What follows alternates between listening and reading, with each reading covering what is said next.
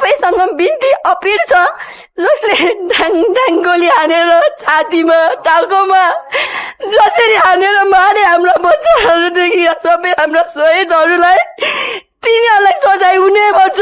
जसरी पनि तिनीहरूलाई सजाय हुनै पर्छ। मेरो बाबु मलाई सबैलाई सम्झ।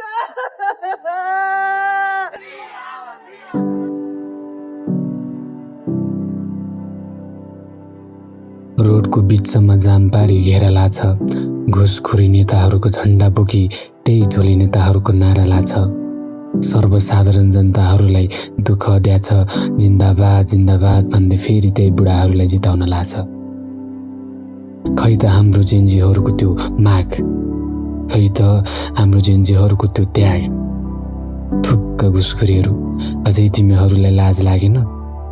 जसले निर्दोष आम जनताहरूलाई मार्यो त्यही मान्छेको नारा लाउँदै हिँड्न लाज लागेन? थुक्क घुसखोरीहरू, जेन्जीहरूले लखेटेको अझै तिमीहरूलाई याद आएन?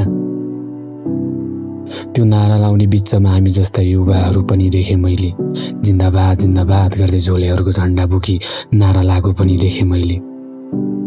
थुक्क, तिमीहरूलाई यति पनि लाज लागेन? ससाना बच्चा अनि हामी जस्ता युवाहरूलाई गोली हानी हत्या गरेको अझै तिमीहरूलाई याद आएन?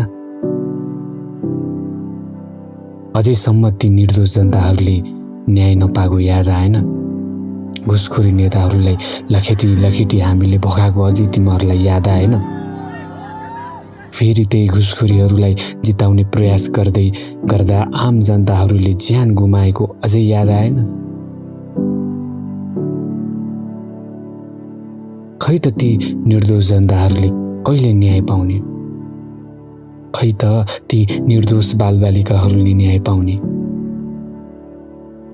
कहिले हो त ती हत्याराहरूलाई हतकडी लगाउने? यी हत्याराहरू लाजै नमानी भोट माग्दै हिँडेका छ, फेरि त्यही नारा लाउँदै विकास गर्छु भन्दै हिँडेका छ।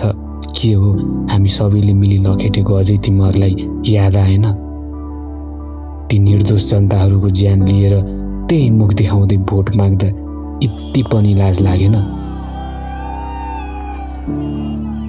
30 वर्ष भयो अनुहार फेरिए, पार्टी फेरिए, नारा फेरिए, तर देश उही ठाउँमा किन? हामी फेरि पुरानो गल्ती दोहोर्याउने कि ती पुरानो गल्तीहरूलाई चाहिँ सच्याउने हो? त्यो हजुरहरूको हातमा छ।